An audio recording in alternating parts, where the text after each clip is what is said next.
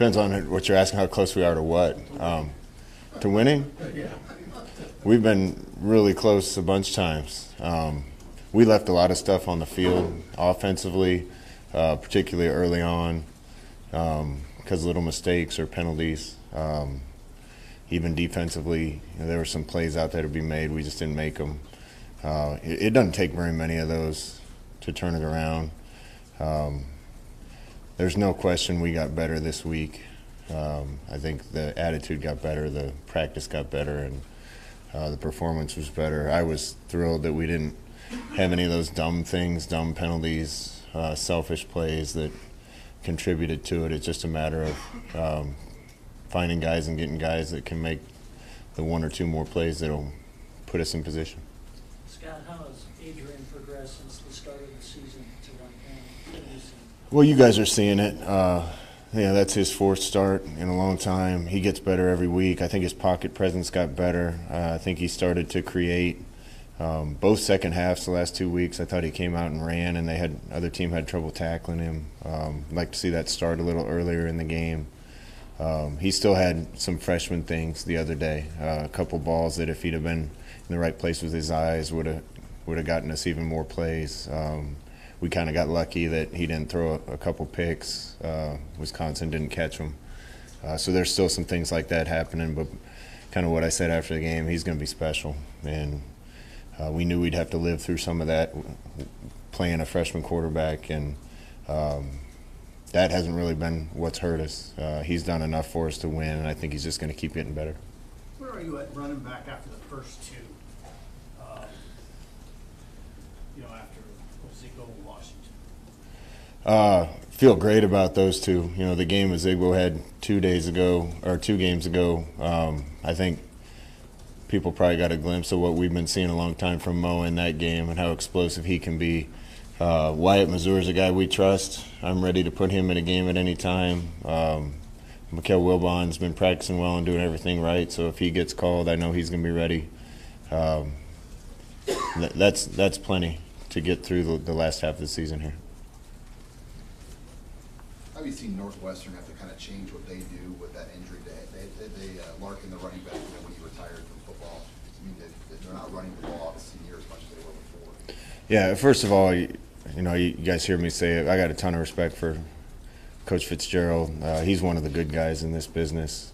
I feel terrible anytime somebody that loves to play the game has to hang it up. Or we had a running back that's talented that had to do that earlier in the year.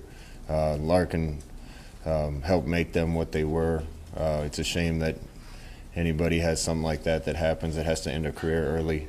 It certainly changed him. I don't know how much of it in the last game was not having him and how much was playing Michigan State, who's really good against the run. But their rushing totals went way down, both attempts and yardage, and probably had as much to do with Michigan State as anything. But they found a way to get it done throwing, and I think time will tell how much their scheme's going to change based on not having him.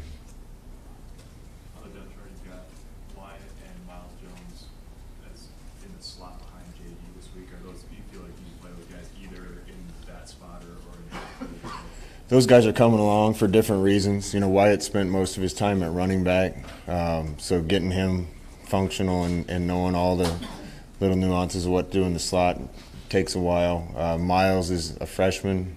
He's been really close, continues to get better and practice well, and he's getting close to being ready to get out there and have a chance to make plays. So both those guys can do it. I know Cade Warner can play all three spots for us if we need him in there. Todd Honus is a guy that's been practicing well for us and may eventually get some reps at that spot too. Just going back to the running back, where does Jalen Bradley fit into that picture? Right now, I suppose fifth.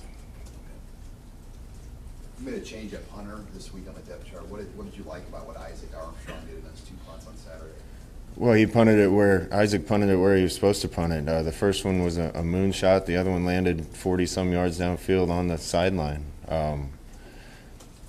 We had a punt return against Troy that they scored on that probably cost us the game. Another one against Michigan.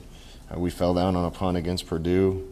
And twice when the game was still competitive Saturday, we punted one right down the middle of the field, 35 yards. They returned it to the 50, and then shanked one out of bounds, and they got the ball on the 50.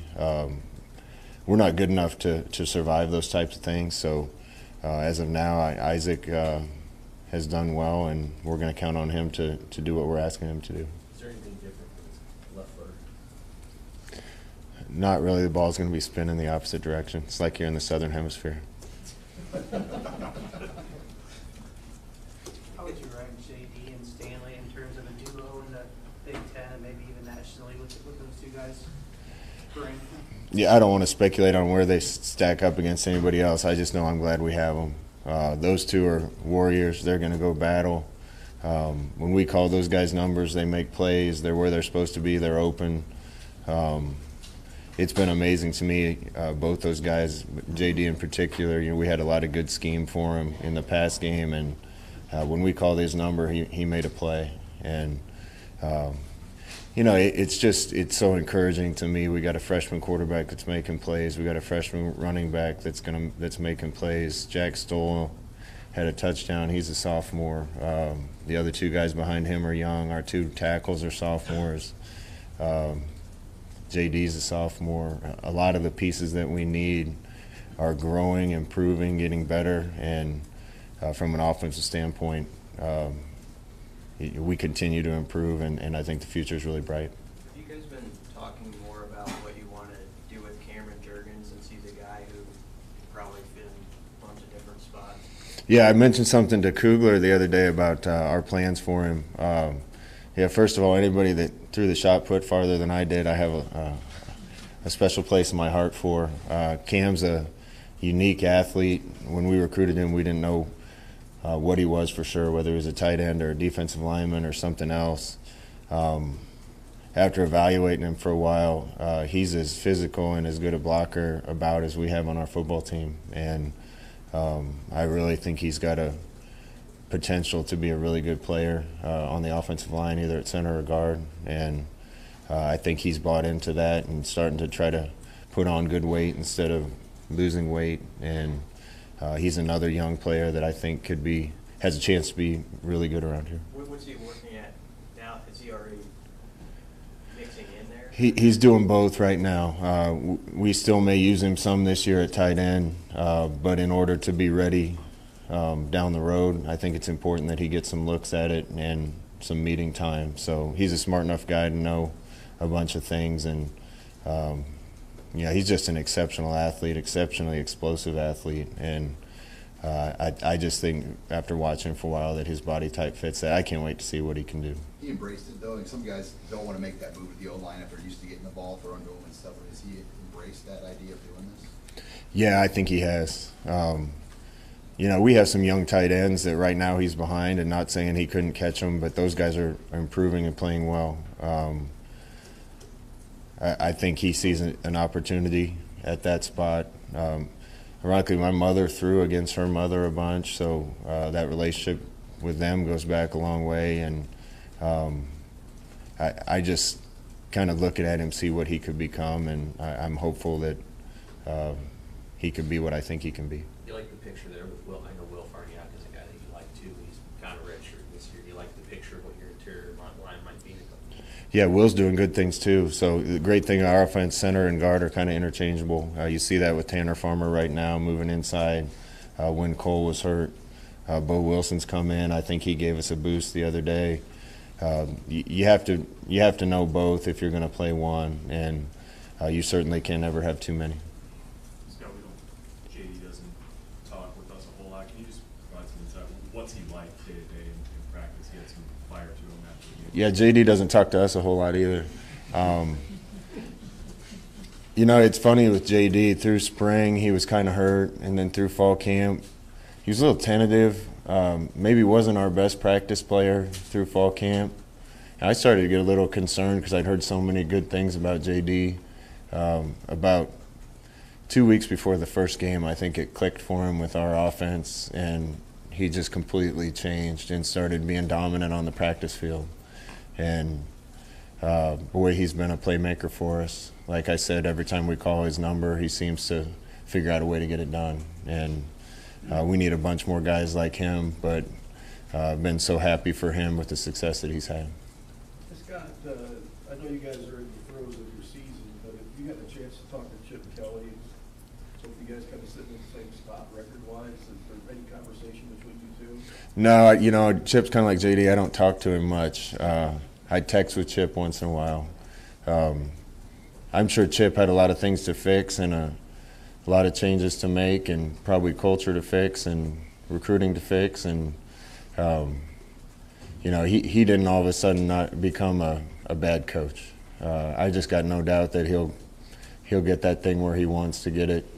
You know, the first time he got a head coaching job, he took over, and I got there 2 months later. We had a stacked team. We had some really good players in 2009 and won the Pac-12, but he took over a team that was largely built because of the good things that Mike Bellotti started at Oregon. We had a bunch of good players at almost every position. I don't think that's the situation that he walked into this time. So that it's more of a rebuild than a come in and capitalize on something that somebody else has already built. But Chip's a phenomenal coach. I have no doubt he'll get it done. Does he text anything back to you about your situation here? No, I think both of us are just in the bunker fighting the good fight and doing everything we possibly can. So when we come up for air, I'm sure one of us will reach out to the other. Why has your offense and defense both struggled on third down, and how do you think you can change it? Offensively, I think a lot of it is youth. We had some chances on third down the other day, and I've said this before, but you have to execute precisely to make plays work, even more so in the red zone, even more so on third down. We had some things that were there, and we didn't execute them. You know, defensively, again, we had a couple times where somebody was covering the guy that they threw to and just didn't cover him well enough. The big play was had a chance to sack their quarterback on a third down and didn't get him down and completed a 20-yard ball. And the margin for error is always thin, but on those plays when it really matters, it's even thinner. And the good thing is I didn't see any of the quarterback escaping and running plays because we were in the wrong rush lanes. I didn't see a bad penalty on third and long. Those things have really hurt our percentages too. This will be the only time you guys play on grass all year. Do you guys grow the grass a little longer and try to practice outside more to get used to the surface this week? Yeah, we took the pads off them today, and that's not something we always like to do, but we're pretty beat up. You know, not with major injuries, just the guys have been through a lot and a grind. The next 2 days we're going to be out on our grass, and we haven't mowed it since last Thursday. So we're going to try to get them ready for the environment they're going to be in. You touched on it a little bit maybe on Saturday, but are you getting to the point where you're thin inside linebacker, or is that one spot you're thin? Yeah, we're thin in a few places. Inside linebacker, definitely. You know, Honus getting hurt, Will Honus getting hurt breaks my heart because he cares so much. You know, Mo is a warrior. He's battling, but he's grinding down a little bit. We got to get him back feeling good. Dedrick Young left the game the other day. That really leaves us with Colin Miller and Jacob Weinmaster. So we knew depth was going to be an issue at certain spots, and you never know where you're going to get a couple people nicked up. But we weren't super deep at that position to begin with, and got to do everything we can to get our guys healthy. Do that just affect the play in Wisconsin, or the cumulative effect of 5 games without a break? Well, the Will Honus injury is just unfortunate. He just planted wrong on a play against Purdue. I think the other ones are just more cumulative effect of a bunch of hits and those guys having to shoulder a lot of tackles and a lot of reps. Scott, with Adrian, can you compare what he's been doing? Does that remind you of anybody else that you've seen at that position, or is he doing things that are kind of unique to who he is? I told you guys I'm always careful and make comparisons, but he's doing some things like quite a few of the special guys that I've been around. There's no way I would have been ready to do what he's doing right now as an 18-year-old. It says a lot about who he is as a person. Travis Fisher said he doesn't particularly like to rotate corners, but do you like the competition maybe that is being fostered by playing Eric and Warren and Cam on the outside? Yeah, more depth would be great. More competition's great. When you got more good players, they got to fight their way onto the field. at times Lamar's done some really good things. Eric Lee's done some good things. I thought Cam Taylor came in and broke on a ball and made a nice play, which we haven't seen enough of this year. Came up and made a nice hit. There's guys on defense that are young that I'm really excited about too, and he's one of them. So all those guys are going to have to play well this week. Northwestern does a really good job with their passing game, and it's not too many more of those plays to get over the hump. It's just another guy breaking on a ball and breaking up a pass. It's a guy getting a sack and forcing the team to punt. It's not getting a penalty on offense and finishing a drive. We just need more guys to step up and make plays. We had a lot of chances the other day offensively, a lot of guys in position to make plays on defense and get us the ball back, and just didn't make them. So those guys are all going to get their chance this week. Scott, do you think that the penalty thing, do you think teams, maybe not necessarily you in particular, but teams would get a reputation and that lends itself to even more penalties? Or is it just a kind of a thing that you deserve everyone to get? I'm not sure, and I'm never going to comment much on that other than we deserve a lot of the ones we got. We deserve the ones that were dumb decisions and selfish decisions. There was a few the other day we got, particularly on the offensive line. Our feet just weren't right. We didn't move our feet, and then when the guy's about to beat you, he's either going to beat you or you grab him. Getting better at those positions, getting better with technique will continue to help us with that. I'm frustrated that we rank so low in penalties, and going back running this offense, we've always been a little more penalized, probably because we run at such a pace. We run so many more plays. There's so much space. We've been good enough to overcome the ones we got. We've been getting too many, and we're nowhere near good enough to overcome it at the same rate. Scott, Northwestern's quarterback, he's been starting to do well. What do you know of Clayton Thorson, and how do you evaluate this game? He's fun to watch. He's a gamer and looks like somebody that's reliable, you can count on, makes plays when you need him. Don't know him personally, but he seems to embody what it means to be a student athlete. So, I love the program that Pat runs, and I'm sure his quarterback is a reflection of that.